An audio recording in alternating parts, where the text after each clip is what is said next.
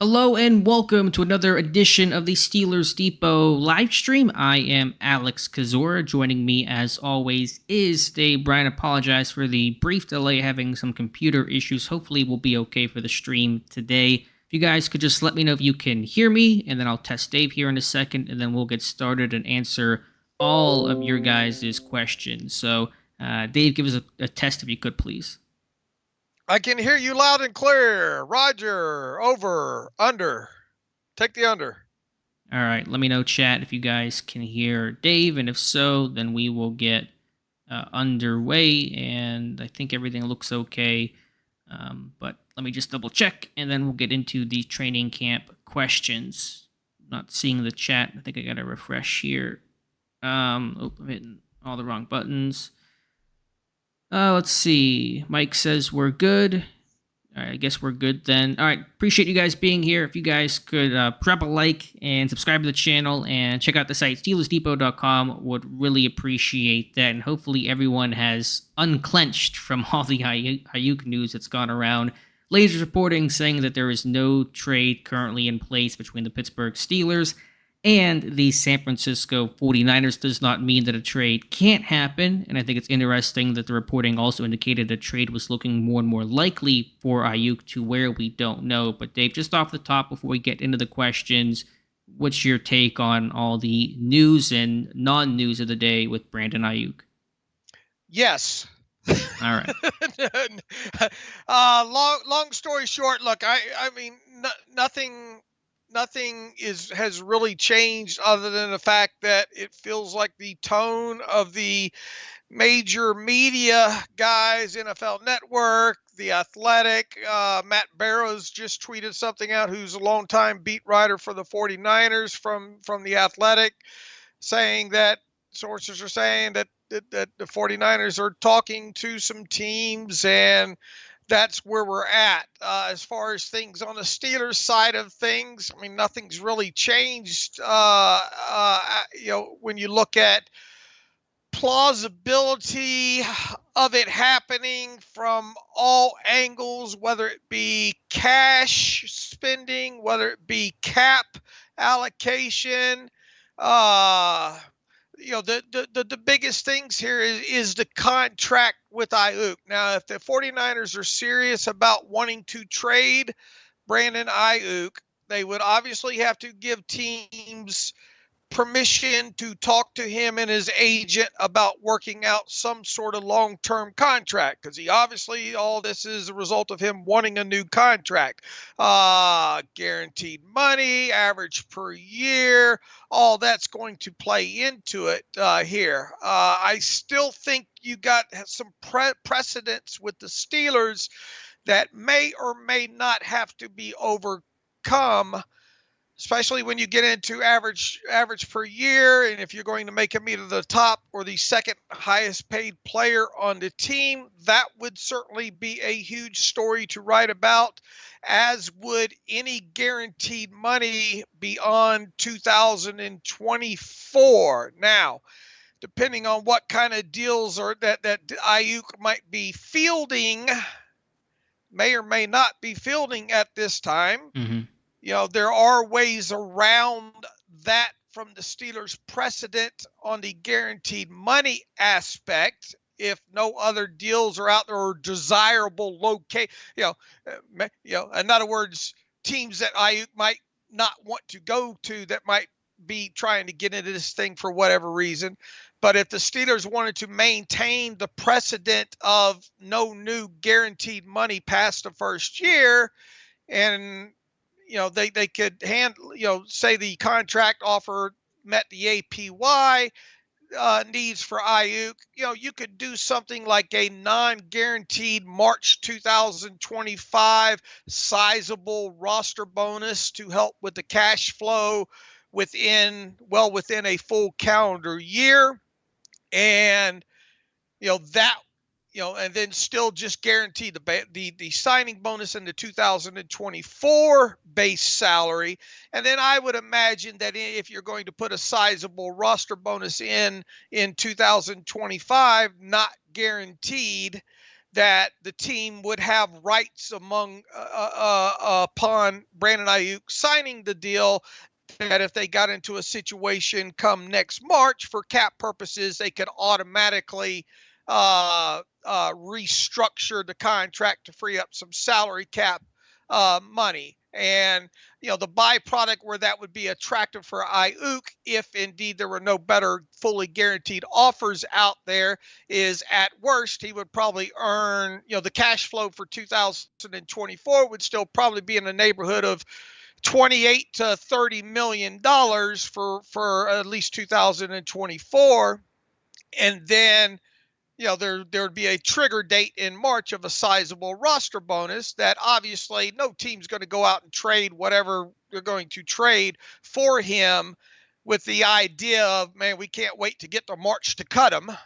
But, if you got in a worst case scenario, Aiyuk would obviously be back on the market. But for him to be back on the market in 2025, something probably pretty bad has happened at that point. So that's one precedent that you could overcome that way. The other one, the average per year, if he was the highest paid or second highest paid player on the team, that would still be newsworthy, but a little less of a precedent to worry about. Sorry I took up so much time.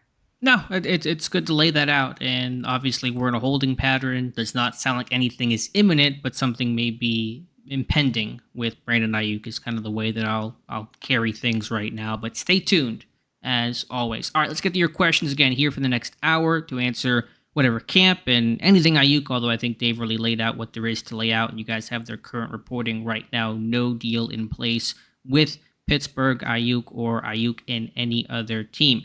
You want to guarantee of your question being asked and answered and move to the front of the line, you can send us a super chat. No obligation to do so, but we appreciate it all the same.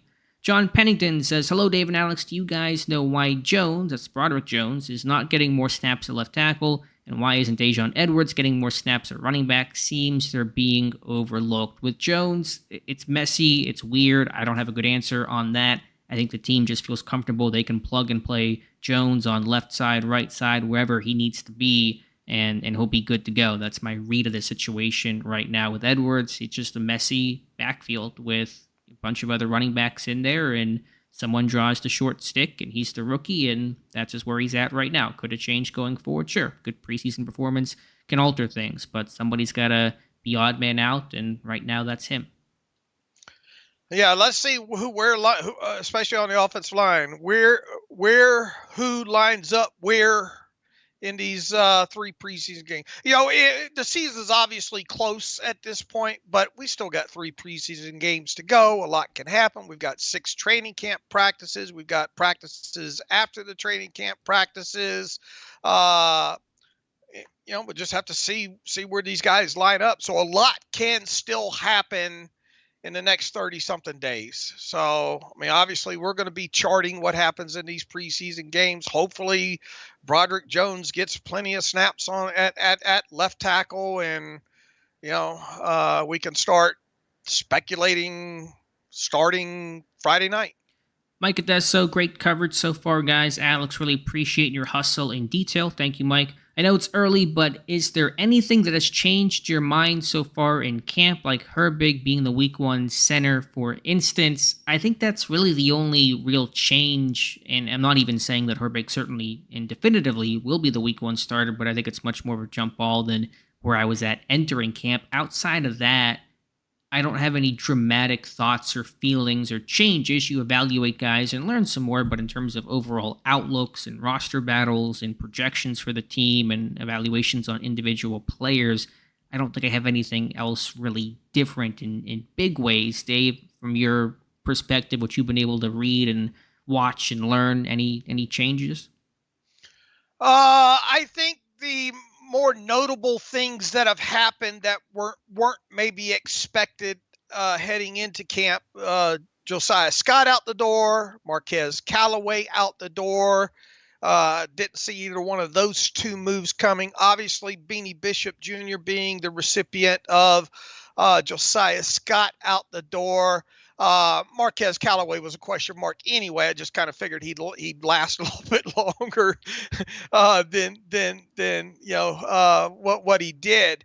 And the only other thing is, I was really hopeful that we'd see more of. I was hopeful we'd see Russell Wilson in a fuller capacity than what he's been to this date. But on the flip side, you can understand why they probably have been as careful with him as they have. And now we all wait until tomorrow being Tuesday, to see if he can go full. And your mind has not changed on Wilson's outlook as the starter, correct?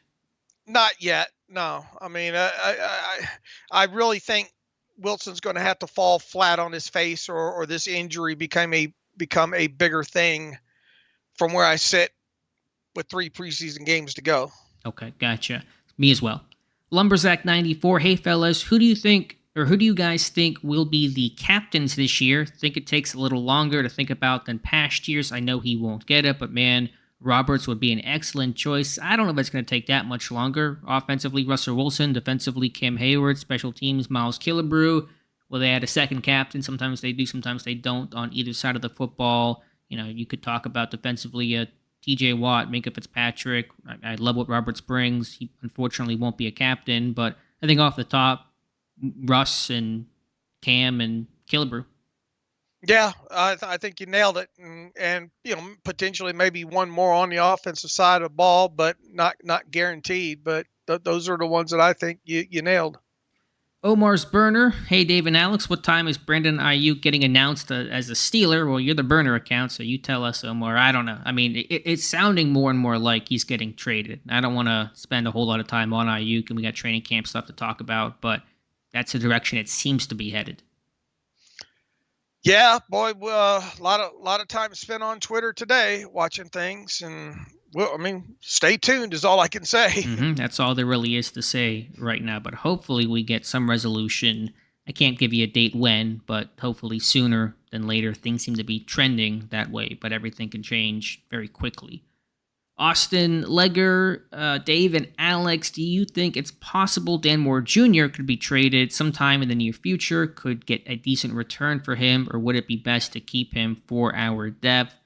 I've been open to the slim possibility of a Dan Moore trade if Otani was awesome and Dylan Cook had a really strong camp as a swing guy, based on Moore running first team so consistently and the value the team will have in him being at worst, veteran backup, if not the starting left tackle. And of course, he's the latter, then he won't be traded. Those odds of Moore getting moved here are pretty low. Yeah, look, I think, once again, you go back to there's still technically a lot of time to go here, but, you'd have to start seeing more Broderick Jones at left tackle. You have to see some Fautano at right tackle. You have to, get some more confidence, some more good tape from Dylan Cook, because it doesn't sound like, according to your reports, Alex, beyond Moore, Broderick Jones, Fautano, and Dylan Cook, doesn't seem like anybody's really making a push at a backup tackle spot behind those guys. Yeah, your only other real options are Devery Hamilton and Anderson Hardy, and Hardy's had a pretty rough camp. Hamilton, not a whole lot better. Also, you've not seen Spencer Anderson get any tackle work. He's been guard only. So, yeah, I think Pittsburgh will stand pat and, value the depth they're going to have along the tackle group, regardless of who's starter and who's backup. Let's see, Tanner Kramer, when Dean Lowry starts practicing in full, who will be losing the most reps? My assumption is Isaiah Loudermilk. Probably a correct assumption, Tanner. I think Lowry probably gets ramped up here pretty soon, based on how he was practicing fairly intensely on the side during Sunday's practice. But yeah, Lowry's a base end, Loudermilk's a base end, so there could be a loss of snaps there. Yeah, just the next line in the sand is getting him off PUP, which, according to what, Alex has been monitoring, it sure feels like he's close. Will that happen Tuesday? Will it happen after the first preseason game? We'll see. But he's when did that pectoral injury happen for him? Kind of the latter part of last season, right? It was midway, but we're probably splitting hairs, somewhere around there. Yeah. So, and you're saying he significant uptick in in stuff on the side. So should be fairly close. My guess, just to guess, is he'll be activated off a pup sometime this week. Does not mean he'll play in the game, but that's my guess. Tuesday, Wednesday, or Thursday during or before practice. 100 people here in the chat. Appreciate that. You guys also could like the stream to bring more of Steelers Nation in. Would also be really appreciative of that. Johan Hernandez, who's in a 2 dogs, 1 bone competition to make the 53? Dave, who do you think is in the Tomlin Classic 2 dogs, 1 bone scenario right now? Let's see here. I think D-line still, or where are you at there? Yeah, I think some of those defensive linemen definitely are. Loudermilk, Leal, Lee potentially. And look, are they going to keep 6? Are they going to keep 7? That obviously matters within this. I think we kind of are by process of contract getting renegotiated with Cole Holcomb. I think that kind of weeds out a little bit some of the maybe, the bottom end running back, inside linebacker questions. Wow. Going deeper. I mean, it feels like Van Jefferson's answered a lot of questions so far. It feels like he's safer than he was in my mind before the start of training camp. I guess something else to watch would be, a 5th safety potentially, I only had 4 on my initial 53-man roster, but that number could very well end up being 5. Are we talking about, obviously the rookie being within having a shot at that, how he performs on special teams. Offensive line feels pretty chalk still right now. Quarterback obviously does. Running back, I guess the only question, tight end, obviously, the backup tight end position, especially with Rodney Williams missing the time with shoulder in training camp, and Michael Pruitt staying out of the tub. That still something that bears watching. And the additional Marcus Golden makes it feel like those might be your 4, right? And Jeremiah Moon might be on the outside of the bubble right now, especially being he's dinged up. Yeah, the injury is complicating things. I think Moon and Golden could be a suggestion. I think certainly Rodney Williams and Michael Pruitt is one. The other 2 dogs, 1 bone, I agree on D-line. Potentially if they keep 6, and you're looking at maybe Loudermilk and Lee, or Loudermilk and Leal, I should say, but also Lee in that mix a little further back. It may be some cross-position battles where you have maybe the 5th safety, like you mentioned, versus that last corner. The backup outside corner spots, I think, are really up for grabs still right now between Darius Rush, Corey Trice, Anthony Averett, Kalen Barnes, and also probably competing with some outside options. Some veterans become available come cutdowns, which they certainly will be. Would you add somebody there? That's a place Pittsburgh, I think, could pick up some depth on the outside at cornerback. So still battling this thing out, but those are some of the competitions we'll be watching going forward.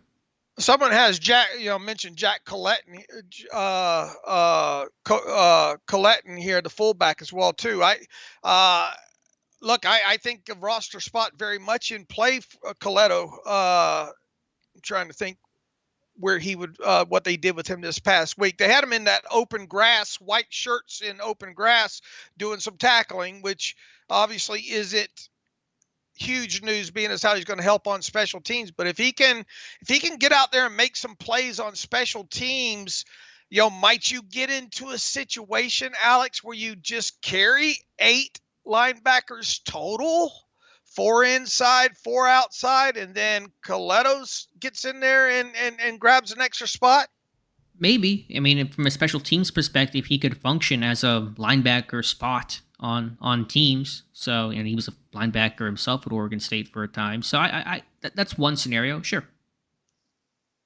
All right, got a very generous $20 super chat from our friend Double HH, who says, thanks for the good summer content, gentlemen. Given all the rookies we are leaning on, do you think we lean on vets more than rookies early on in the season on the O-line so they don't burn out too soon? I get the point. I get the concern about the rookie wall, but you got more experienced, older prospects coming out, and Fautanu with good experience. Frazier had excellent experience. So I think those guys are more battle-tested and ready. And just the bottom line, Double HH, you got to play your best 5. Put the best 5 out there and let the chips fall where they may. I think that's the calculation as opposed to youthfulness and rookie wall concerns and those types of things. I agree, and I hope they indeed go that path and don't just ding somebody for, being a rookie. But those spots are still fluid, and there's no guarantee that Frazier or Fautanu start week 1. There's some veterans this year to compete for those spots as opposed to 2021, where essentially, Dan Moore Jr. and Kendrick Green are handed spots because there really was no competition those years for those guys. All right, next question will come from, let's find it here. Mark, thank you for the kind words about the camp reports. Russ is here. Russ Openstein is here. We got Lucas here. Thomas was asking about the potential cap implications if Aiyuk comes to Pittsburgh, but you basically laid that out earlier. Dave, bottom line is if Pittsburgh wanted to, they could afford Brandon Aiyuk, correct? Yeah, their cap situation is so easy to massage at this point. And look, they would first have to be able to afford the 14, whatever his salary is right now, upon the trade getting consummated. That's not a problem. They should be able to fit that in. And then from there, obviously, you're going to work out an extension from there. What would that extension look like? What would his cap number be? I would imagine that they would try to sign him to a brand new 5-year deal. In other words, four additional years on to 2024. The signing bonus, goodness gracious, what will the signing bonus could the signing bonus potentially be? $25 million, something like that. And if you did that and you still were going to pay him $30 million in 2024 total, that would mean, let's see, another $5 million base salary. And you're talking probably anywhere probably between like an $8 to $10 million cap number on him. I'm just guessing for 2024, which would, if his cap number, what's his cap number now? 13 something. I think it's over 14 because he's making his fifth-year option is 14 and change. Yeah. So if you lowered it down to, let's say you could get it down as low as 9, you would lower that by about 5. You still have the ability to restructure the contract of Minkah Fitzpatrick and free up some money that way. What's going to happen with Cameron Hayward? Is that going to be a no new money extension that winds up lowering his cap number by, let's say, $8 million? So look, that side of things is the least of the concerns, as is the cash spending. It's all about, can they put a deal together that the 49ers are willing to take, and can they put a contract together that Brandon Aiyuk's willing to sign? Those are the obstacles here, not the cap, not the cash. Well said. Thank you for the explanation. And Johan Hernandez is saying no trade in place does not mean there aren't active trade talks. True. That is absolutely true. But the reporting of the rumors today was saying this thing is done. And the NFL Network, Tom Pelissero, Mike Garofalo, and Bleacher Report's Jordan Schultz is saying, no, there is no deal in place. I believe Pittsburgh is talking with San Francisco. I believe they're in the mix for this thing. Will they get Aiyuk? I don't know. But I think they are in the mix, and they're trying to get something done. It sounds like we're getting close to some sort of finality on that, whatever it is. And it's hard to imagine the Steelers not at least calling on it. Yeah, I think they're squarely in the mix right now. That's just my personal belief. It's no inside source. It's just some of the stuff that you read and some of the more credible things, and just knowing where Pittsburgh is at and what they need, and Omar Khan's aggression and trying to get this team over the hump to win a playoff game and then do more than that. All right, let's see. Not Human 009 says, just trade for him so my Twitter can go back to normal. You and me both. Trevor Greenfield says, hey guys, any update on Patrick Queen? Is he hurt, or are we just being cautious? I think it's the latter. I think he's fine. He got dinged in 7-on-7 in Friday night's practice. He's walking around fine. I think it's minor. They want to be cautious with him. He's at a great camp and want to make sure he's good for week 1. So I'd expect Queen to be out there. I'm not sure if he'll be out there Tuesday, but he's okay. Good. Double HH, greetings, gentlemen, and I use that term loosely. I assume if the Texans do as they say and play starters for some of the game, would we reciprocate And that's D'Amico Ryan saying the starters for Houston will play. They played the Hall of Fame game, did not play their starters, played their backups. But Ryan says they're going to get their ones in there for Pittsburgh Friday night. Tomlin has not said, and just because the Texans play their ones doesn't mean you have to play your ones. But my assumption is some of the key vets, especially defensively, will sit out. Hayward, Watt, Minka, maybe some of the injured guys, Patrick Queen, but other guys will play. The offensive guys will play, assuming good health there. Yeah, I can already hear the Mike Tomlin press conference this coming week now, right? We're going to leave the light, so-and-so will start at quarterback.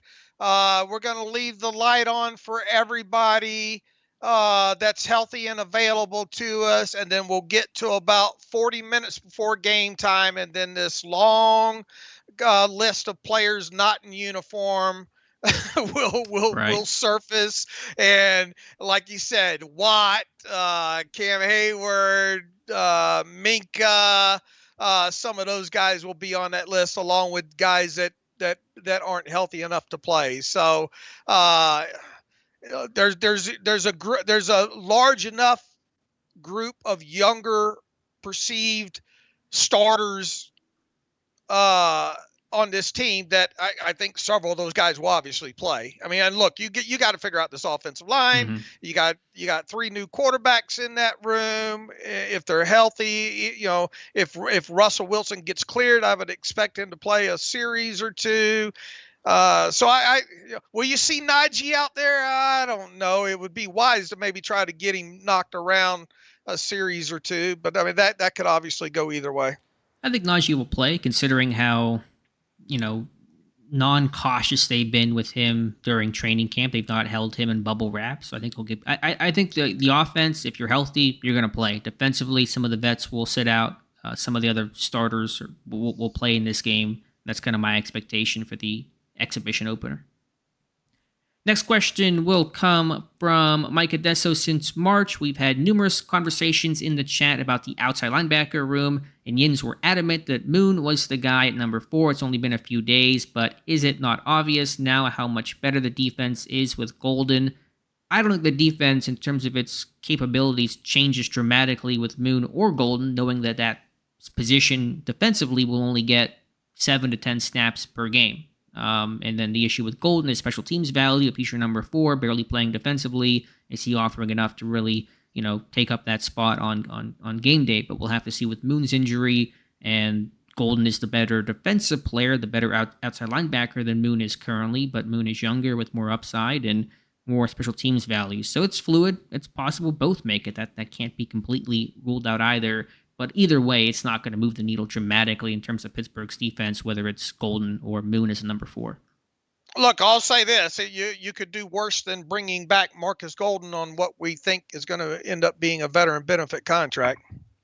Yeah, I mean, no problem with it at all. I mean, he was brought in seemingly due to some of the injuries that Pittsburgh has had, to Moon and to Kyron Johnson, and David Perales going down, and he's been, waived injured. So the opportunity opened up, and we'll kind of keep watching and check on Moon and his health. Don't know what's happening there, and go from there.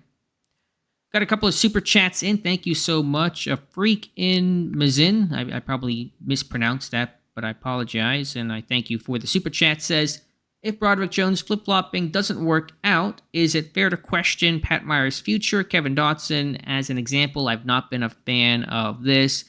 It may be less about the individual and the unit overall. How does the unit grow and gel? You got other young guys in there, and Zach Frazier and Fautanu. So, obviously, if Jones doesn't work out, that's a big knock on Meyer. And I'm not sure who's really kind of controlling the plan along the offensive line right now and how that's going to go. So you take the big picture when it comes to positional coaches and not just individuals. But sure, if Jones doesn't work out, then there's going to be, a red mark for that for sure.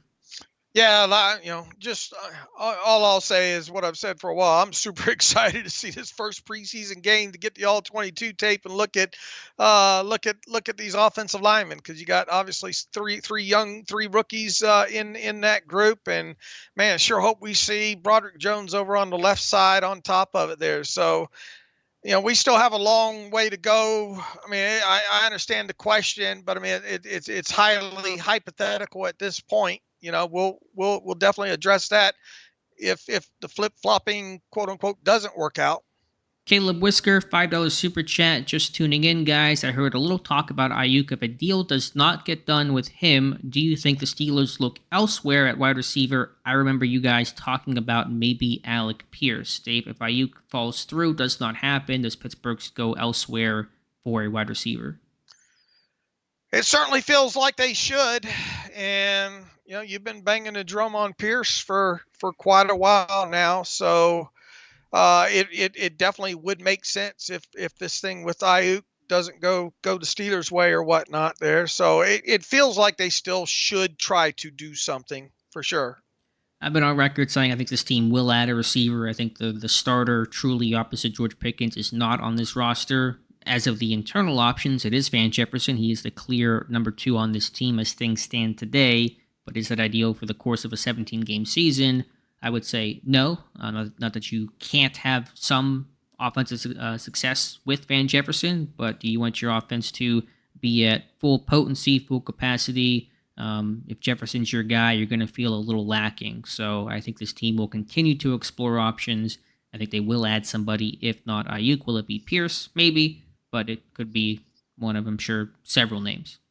And look, even, we bring this up every year about this time. Historically, this team, and they've already added Tyler Matakevich and Marcus Golden recently here, but there's still, just from a historical aspect of what this team does at this time of year, that another player or two not currently under contract winds up on this team and on the 53-man roster. Sure, history shows that. Nomar Khan's been active around deadline cut down times, his 2 years doing that as GM, making trades his first year, making trades his second year, getting some players in, sending some players out. And so they'll be active for sure. Russ, thank you. People, if you guys could hit the like button to increase that, would appreciate that. But thank you to everyone who has stopped by, listening to us and asking questions and sending super chats.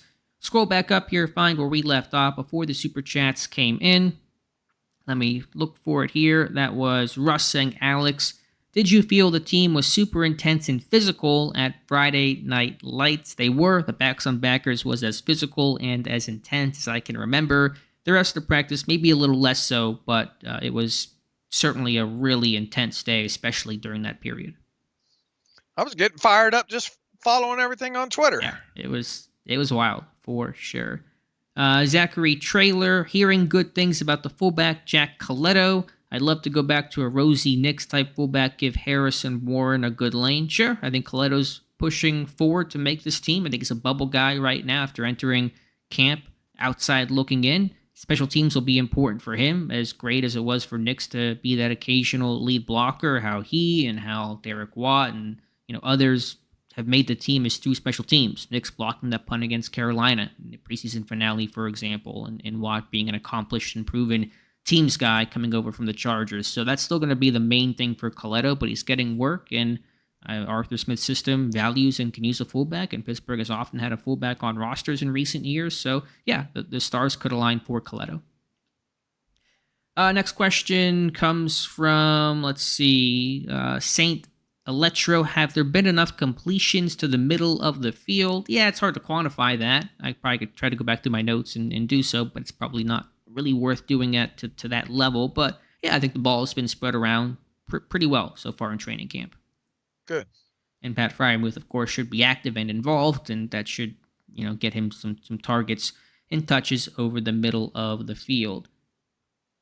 Let's see what else. Josh Moody, I'm excited for Peyton Wilson, a path like Joey Porter Jr. Herbig, Benton to an extent will be huge, maximizing impact on less snaps to start. Yeah, Wilson, I think, can rotate in. I think Pittsburgh will have some sort of 3-man rotation between Roberts and Queen should be the every down guy, but Roberts and Peyton Wilson working in the way they had a 3-man rotation with Holcomb, Alexander, and Roberts last year. So Wilson's maybe not had an amazing camp, but he's had a good camp and certainly showing, what his talent, can be.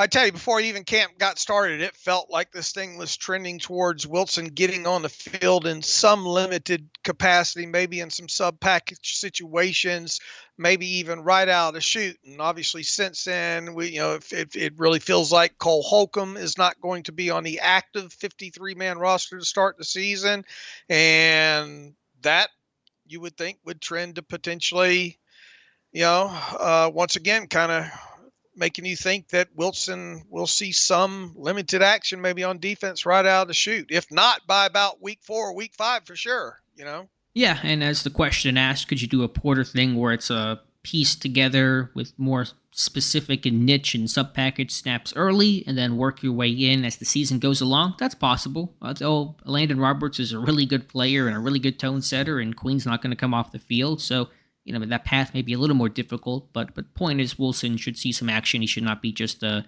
teams guy early in his NFL career. All right, next question. Let me scroll down here and look for it. Let's see.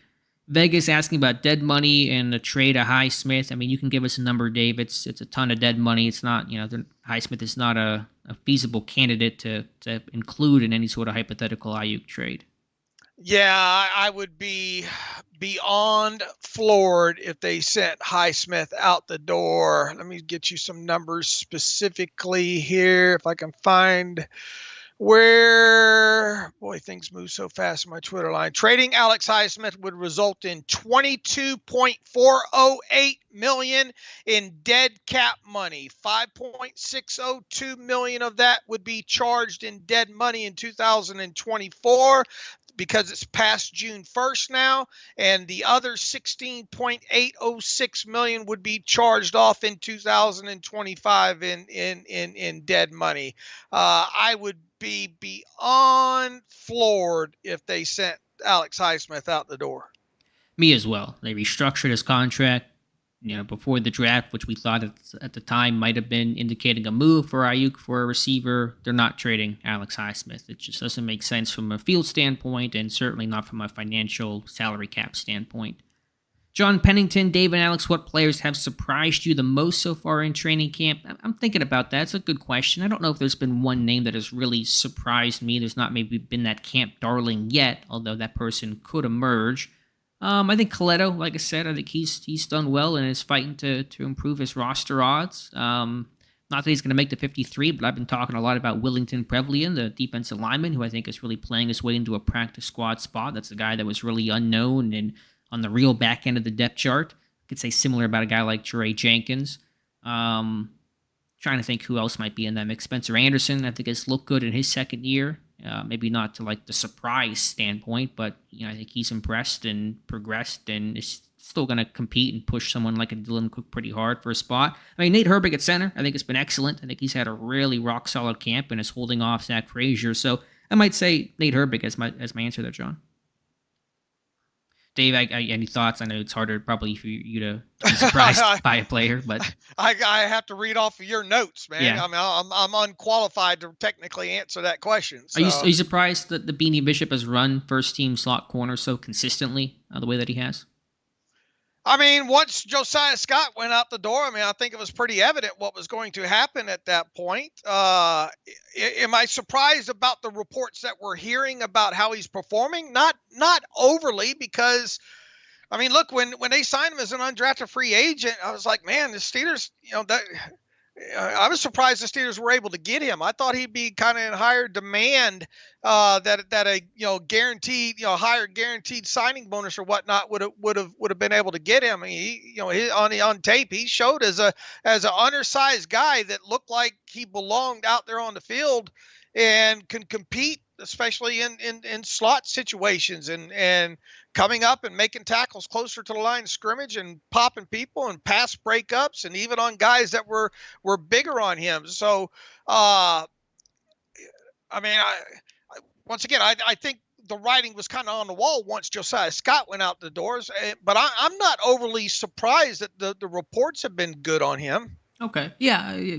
Probably not a big shock because we talked about him so much. I'll say Ryan Watts, too. I think he's looked good and done a little bit of everything, and he's been vocal. His communication, I think, has been impressive for a rookie, for a guy changing his position from corner to safety. He's been pretty talkative, and I like to see that. Jared Mayak says, thanks for the Q&A. I'm loving the daily camp reports from Alex. Thank you, Jared. Made it to camp last Thursday, and I kept a close eye on the running backs. Do you have a feel for who could be the running back 3? Perrine looked solid, while Cordova Patterson should still be the technical number 3 running back once he's healthy off of NFI, and he's making progress in a return. No one else I expect to make the 53 behind those 3 of Harris, Warren, and Patterson. I would say it's pretty still bunched up. I would say Perrine and Jonathan Ward are kind of the next men up, 4 and 5, and you can interchange those names right now. I think Ward is a little more versatile, offers a bit more in special teams. I think Perrine's a little bit bigger, a little more powerful, which is kind of what Pittsburgh typically looks for in its true running back aspect, but that's still a battle that is going to, I think, wage on until the final cutdowns. Yeah, and pay close attention to the running back special team snaps during the preseason with that group of as they try to separate themselves moving forward. The infamous Tim, what is your guys' favorite drill to watch, and who has been struggling the most this year? My favorite drill, I think it has to be backs on backers. You get it twice per camp. Already seen it both times, first day in pads and then Friday night lights. And you guys, either saw the videos or were in attendance for how just bonkers and intense and just, a war that became that backs on backers drill. And that's kind of the intensity that often comes out of it. Dave, any favorite drill you at least like hearing about or evaluating? Oh yeah, the backs on backers, obviously, and yeah, I like what bits and pieces surface maybe in Twitter videos on 7 shots and all like that. I get a kick out of those. I like to hear you recap them and all. Yeah, people love to know who's winning and losing. I think in Pittsburgh, if you win 7 shots that day, you eat well. If you don't, you're eating just cafeteria food or whatever. So there is a lot of motivation for Mike Tomlin's creating for the offense or the defense to win the day. Let's see, what else do we have here? Let me scroll through the questions. About 15 minutes left. Thank you guys for being here. We're here every other Monday. Pittsburgh, Toddy, I still think the Steelers should have kept Deontay. I'm most likely in the minority, but he wasn't anywhere near as bad as many others believe. Somebody else had said, Pie Guy, we had upcoming young cornerbacks. Why do we trade DJ for a corner? Then we'll have to cut one at the end of the preseason. I would disagree with that. There are some, potential guys in Trice and Rush, but you really didn't know what you had there to entrust one of those guys to become the starter. I think Deontay Jackson has had a nice camp, and so I get that aspect. I still was no fan of the Deontay deal, but it wasn't because Jackson was going to block these young corners. Those guys were still feeling their way out, and Trice was a rookie with a torn ACL with a big injury history. So I got that aspect, the need for a starting corner, a veteran. I think Jackson's done a good job. So and you could still keep all those corners if you wanted to, and Trice and Rush, etc. If you wanted to construct your roster that way. So I kind of reject the premise there, Pie Guy. All right. Let's see what else there is. Rob Lightfoot, Alex and Dave, have you guys ever seen a team too fired up going into a season? He says too, T-O, not T-O-O, but I imagine it's the latter there. Have you ever seen a team too fired up going into a season? I don't think I have. No, I mean, look, a lot of these years, earlier years kind of run together and all. I don't. Can a team be too fired up? I guess, can the expectations be too high? Maybe that's what he's trying to phrase. Maybe too full of themselves. I don't know. I don't know about that. Look, this team's got a lot to prove this year. Yeah, I think they're young in a lot of spots, and they're hungry, and that's good to see. It's good to see the offense respond when guys like Roberts and Queen, veterans, kind of poke the hornet's nest some. So I like that. I mean, maybe there's a question of teams that peak too early in that mid-season discussion. But no, I like this team showing some fight, showing some hunger. I think they're a team that needs to show those things. They've not proven much, and there's much to prove. All right, let's see what else we have here. Pittsburgh Toddy, if Deontay Jackson becomes a solid starter, does trading Deontay become a plus move? Listen, if Jackson becomes a really good player, or at least a solid starter, and if they were to find a number 2 receiver to replace Deontay Johnson, then yeah, benefit of hindsight, it's going to be a good move overall. The issue is not just acquiring Jackson, but opening up the hole at receiver as you tried to plug the hole at corner, and then not really adequately replacing that throughout the offseason. That was my issue and contention with the Johnson deal. Yeah, well put. Yeah. All right, let's see what else we have. Mike Adesso, as we sit here today, who's your guess as the starting gunners? I feel like those spots really are wide open, and they are, with James Pierre and Miles Boykin, the gunners of the past 2 years, playing in different cities right now. I don't know. I'm trying to think. I mean, it's been a lot of guys in that mix. Des Fitzpatrick, Trice, Rush, Watts. I've kind of, they've rolled out a bunch of different people. Inside stadium stuff is probably going to be the best way. It's hard to really, absolutely, it's hard to really replicate, in terms of production of gunner capability in special teams periods that aren't live and they're piecemeal together. They're pretty much skeleton. You're never really running out your full unit of coverage and return teams. So stay tuned for that. Yeah, you can bet we'll be tracking that as we do every preseason game, especially when it comes to special team snaps, and you'll start to see a trend there, which way it's trending, and then obviously the tape. If a guy at gunner makes a couple of plays, that'll stick out without even looking at the snaps. And that was Des Fitzpatrick last year, who earned a practice squad spot because of that and competing for that role right now. And also remember Jonathan Ward at gunner, running back. He did well in practice, but probably get some reps and some looks, and want to see how he does inside stadiums. All right, Mike Adesso, Alex, do you prefer these earlier camp practices? Seems like it probably a little less chaotic in the evenings. Yeah, yes. Actually, Dave, emphatically, yes, I like them as well. It makes for a less waiting time on our end at home here, and then Alex gets back earlier. He's able to start working on his report. We can get the recap podcast done at a reasonable hour. And also, even though I'm not going out there, yes. I'm with you as well for all the same reasons. Bryan Jonker, is this the year Darnell Washington becomes a red zone target? What are your thoughts, Dave? Darnell, year 2 red zone play. They need to implement. Yeah, I mean, I think we'll see it. I mean, to a high degree. No, there's a lot of footballs that go around. I think this team has the ability offensively to really scatter the football around in a lot of different ways, specifically through the air inside the red zone, especially low red zone area as well, too. I mean, you go back to last season, let's assume it's dangerous to do. Maybe Russell Wilson's a starter. What did he have? Like 26 touchdowns, and I think 20 of those were red zone, and he scattered the football around. But back to Darnell Washington with that size advantage with him, I'm not, I would like to think that you're going to go heavy down there sometimes, especially in some low red zone situations there. I do expect him to have, I don't know, how many, Alex? 3 red zone targets? Is that wishing too much for Darnell Washington in 2024? I mean, his next one will be his first one of his career, correct? He didn't get a single red zone target last year, if I'm remembering things correctly. I think 3 to 4. I mean, maybe a little bit more. Arthur Smith likes to distribute the ball down low in the red zone, and you've seen that with his Falcons teams. And you have a guy like Washington who should be on the field a lot, especially in those kind of run-oriented, down in distances. You're in short yardage, you're in red zone, you're trying to punch the ball in. You can run some play action, which Pittsburgh will. There'll be value in that. I think maybe 5 or so targets for Washington over the course of the season makes sense. 2 or 3 touchdowns, hopefully. He's not going to be a big part of this passing offense overall, especially in open field between the 20s. But I think if you want to utilize him in the red zone.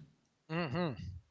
Couple more questions to get through. And Quality Cola saying, love the coverage year-round from Steelers Depot. We appreciate that, and no worries about being a little late to the stream. I was late to the stream today. Apologize again, having some weird computer gremlins.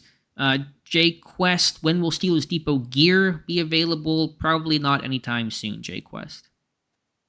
Probably not. Big Mabe says the Highsmith trade is valid from an on-field standpoint. Herbig replaces him and is potentially a better pure rusher. Plus now we have Golden back. Yeah, I mean, listen, I'm a huge fan of Herbig, and he proved me wrong. He can play on the edge, and that was my concern on him coming out. But I don't want to trade away the engines of Pittsburgh's defense, their outside linebackers, and what if Herbig gets hurt and you're relying on Golden, who's another year older, and then what's going to happen next year? So, I mean, Aiyuk is the better player than Highsmith. I grant you that, and it does make a little more sense from an on-field perspective to trade Highsmith than it does with the math. But it's not. It's all pie in the sky stuff. They got kicked up from radio, shock jock talk, and it's not even in the realm of possibility to happen. So it's really not even worth examining too thoroughly. Right. Once again, I'll reiterate what I'll say. I'll be stunned if Alex Highsmith is traded. Mike was asking about starters this Friday. I'm not sure if that's in reference to the question earlier, but yeah, Pittsburgh starters. I think a lot of them will play. Not all of them. Not some of the guys who might be a little banged up, and not some of the veteran defensive guys. But you should see a lot of starters, especially offensively. Oh, gunners. He's talking about. Yeah, I mean, I was talking starting gunners. I rattle off the names. We're going to have to see inside stadiums, and we're not really sure who's going to be those guys. They're going to try a lot of people, I think, for those positions, but they are 2 spots for the taking, no question about that. Justin Watson, no way this team can start Van Jefferson, right? Dave, do you think it's a mandate to avoid that? I'd like to see him go in a different direction, although, I mean, the reports have been good so far on Van Jefferson. I mean, ideally, if you can upgrade that position, you should do it. And we'll see how all this Brandon Aiyuk stuff works out. But if they don't go out and get somebody to that degree, it's from the report so far, it's hard to see him not being that guy. Given this offense is going to be so run heavy, Arthur Smith's offenses have ranked top 5 in rushing attempts in 4 of his 5 years, either as OC or the Falcons head coach. Given the multiple tight end nature of this offense, you could still have success with Jefferson as your number 2, but this offense to me will feel a little empty, a little incomplete. And my big issue is, what if you lost George Pickens for 2 weeks, 3 weeks, 8 weeks? Then what do you do in terms of your vertical pass game, your big playability downfield, outside the numbers? Then you're really in a tough spot there. So that's one of the key reasons why I want this team to go add another receiver. It also would take some of the heat off Pickens. I may be a little less concerned about that than others. I think Arthur Smith is a smart OC that can scheme up Pickens open, and teams are going to try to stop the run, put 8 in the box. It's going to create one-on-one opportunities outside. So I'm a little less fearful of that. But certainly if you added another competent outside receiver, and certainly somebody like Aiyuk, Pickens is not going to be able to be doubled on 3rd and 7. Right. Let's see. What else do we have here? Can a kickoff return man be too small with the new schemes and stuff? No, I don't think that. I think you may see a trend towards some bigger people, some running backs, but I don't think you could put out a small guy still and see how that works. Yeah, and look, we still got a lot to learn about this role, more than just one preseason game. It's going to be interesting to see how the Steelers attack it and Danny Smith attack it beginning on Friday night. And just a heads up, you're going to see quarterback John Rice Plumlee return some kicks and or punts. He's been doing it all camp. How well it'll go, I don't know. It might be an adventure, but you're going to see Plumlee do some return work. Mike Adesso asking, have we watched the Olympics? Dave, you watch any Olympics coverage? Very, very, very little. Couple of the swimming things. I got captivated by about 15 minutes of the fencing, I think. And that's about all I've got to see, I think. Yeah, very little for me. Some of the basketball I'll be watching. I've seen some of the winners in that one crazy race where everyone finished within like 0.05 of a second together, and some of the memes about that Turkish guy that won the shooting competition with just like showing up. I've seen some of that stuff, but very little Olympics have been on my radar. I've been full of training camp stuff. I like the Winter Olympics more. I like the bobsled and obviously the hockey and stuff like that. Zachary Trailer, lots of 12 and 13 personnel in training camp so far. Is this going to be the norm? I personally love it. Yeah, I think under Arthur Smith, it's going to be the norm. Good. Yep, and it should be. Rob Lightfoot, I don't see Calvin Austin returning kickoffs this season.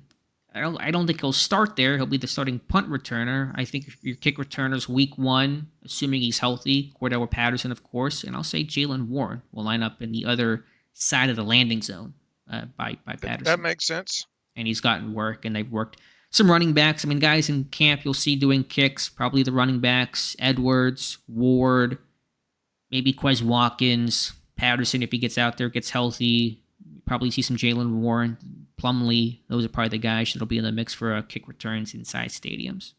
Here's to us not seeing a lot of having to return kickoffs a bunch during the preseason. Means your defense making some stops out there for sure. But I mean, you kind of hope to see it in some respect because you just want to be able to wrap it. But I get your point there. Obviously, being a little jokey. What else? I think it's kind of about it. 007. What do you think about Kenny Pickett struggling with the Eagles? I don't have. I saw the story. You guys love reading Kenny Pickett stuff, so we write about it. But it's wish him well. But I really pay no mind to it. And look, that's, you got one beat reporter reporting that, and it was like 5 days earlier saying he looked good. So, I mean, that obviously not there. Don't pay attention to it daily. It was just at the time a pretty big kind of news item, and people say they don't like reading about Kenny Pickett on the site, but they like reading about Kenny Pickett on the site, don't they, Alex? Yeah, I'm going to level with you guys. I know some people are tired of it, and I get it, and you have no obligation to click. I understand that you don't want to read about Kenny Pickett, but majority of the people, based on our numbers, you guys love reading about Kenny Pickett. So just leveling with you guys, being honest with you guys about that. All right, Jay Quest, how much does our quarterback situation affect the Steelers' willingness to trade capital or guarantee money for Aiyuk? I really don't think it has much to do with the quarterback situation, Dave. No, it's all I don't either. I think it's all about can they get the right deal done and make this team better. Period. I don't think the quarterback situation weighs into that at all, or the lack of spending. Obviously, they're not spending a lot on the quarterback position, and that would allow them to potentially make such a deal there. So I think. The rubber stamp comment that we've had from Omar Khan all offseason is if there's a way that we can make this team better and go outside and acquire somebody, we'll look at it, and if it makes sense, we'll do it. And that you can rubber stamp that about the 6 times that he's been asked about it in different various pressers or interviews dating all the way back to the end of the season, really. Yeah, I mean, I know it's so cliche, but I think it's true. The bottom line is, does it make sense? Does the deal make sense from a compensation standpoint and financial standpoint? If it does, proceed. If not, don't do it. I think that's how Omar Khan approaches most of his moves. And look, once again, the bigger story, in my opinion, is not the actual deal. Should they get a deal done? Assuming, of course, it's not outlandish as far as compensation goes, which I wouldn't imagine it would be. The big story would be, what does the contract look like, specifically the guaranteed money past 2024, and what does the APY look like? Those will be potentially the biggest stories, on top of obviously adding a great player, like that, a much needed and player like that. But the big stories I'll be focused on writing should this deal come down is, what is the guarantee? What does this mean? They're getting away from some of these precedents now that they still have been holding on to. So those will be the key factors. The APY with an outside player coming in, potentially being number 1 or number 2 overall, will be a huge story. And the second is, do they guarantee money beyond 2024 for him? Yeah, even beyond the APY, what is the structure of the deal? It's going to be the most interesting part, I think, because we already know if they trade for him, whoever trades for him, we have a good idea what the APY is going to be. It's going to be 29, 30 million per year. Like, that's not going to be the story. The story is going to be the structure of the contract. Right. And I mean, even Joe Corey, believes that he's going to end up 28 million or more. You know. Just go through a couple more since we started a little bit late. We'll go through rapid fire. Mr. Wood City, concerned about Jaylen Warren's fumbles. Yeah, there is one flaw with Jaylen Warren. It has been the occasional fumble, which is still happening in training camp this year. Randy Wagner, Dave and Alex, so far in camp, do you feel and see an upgrade with our punter Cameron Johnston from previous seasons? Yes. I mean, it's hard to evaluate punters in camp when there is no rush. And I mean, Johnson has punted well. Probably not as well as some of the reporters and fans have made it out to be. He's done fine, but it's not been like incredible based off of my charting and hang times and distances. But I think we'll see a big upgrade over Presley Harvin over the course of the season. How about consistency? Yes, that is the number one thing Pittsburgh has been lacking. How has Cam Sutton looked? Fine. He's been playing a ton of safety. He's been working there, either for emergency stuff later in the season, and with lines a little thin, so he's really been safety Cam Sutton. Matt McGrath, what potential issues could you see keeping us from being good this year? I could see cornerback depth, trenches, and wide receiver play all hinder us. Yeah, those are fair. I mean, just overall quarterback play. What are you going to get from Russ and Fields and the combination of the two? I mean, this team will be defined by its quarterback play. Good answer. Good answer. Like all teams are, of course. 10, 50, 39. Has there been anything noteworthy with Mason in Tennessee? I have an article today. Apparently he's been super accurate, and they've been impressed with that. And Coach Callahan of the Titans impressed with kind of Rudolph's gamer mentality. So reports have been positive on Rudolph in Tennessee. All right. What else do we have here? Anything else here really quickly? I don't think anything else. Ken Poman 1. How many points per game do you predict the offense will score per game this season? Still feels a little early for that question, but give me at least, we talked about this in the podcast before, whatever average is, 22, at least that per game. Yeah, I'd like to see at least, 21, 22, whatever puts you in about the top, 10 to 12, Or at least average. You could be average with a top 5 defense. Obviously, I'd love to be top 10. That's probably going to be more than 21. It's probably going to be closer to 23, 24 per game. But at least 21. Give me blackjack at minimum. All right. All right, Dave, we're going to wrap things up. Appreciate you guys being here, answering or asking, I should say, some great questions, and hopefully we answered them to the best of our abilities. We'll be out there at training camp for Tuesday, Wednesday, Thursday, and then, of course, the preseason opener Friday against the Houston Texans. So check out the site for a lot of coverage there, and whatever may happen with Brandon Aiyuk in his future, we are on standby. So thank you guys. Dave, thank you for being here as always. And thank you for working through whatever gremlins. I know you're pretty stressed about that before we got on here. When that stuff happens. It's always the worst timing. Yeah, so, but you moderate these things very, very well. Makes it easy on my end here. Listeners, thank you for the great questions. Thank you for everybody that showed up tonight. We look forward to bringing you to the coverage the rest of the week, and obviously Friday with the preseason game. So we hope you tune into the site for that and the podcast and yada, yada. We just appreciate you, and peace and love, everybody. Yeah, so there'll be an archive version of this on Steelers Depot you can go back and listen to in a little bit. Be sure to keep up to date with the site for our camp reports and news, and for the channel and for the site, we'll have some film room breakdowns after Pittsburgh plays their preseason opener against Houston. So thank you guys so much for being here, for asking those questions, sending the super chats. Thank you for listening, and we will talk to you soon.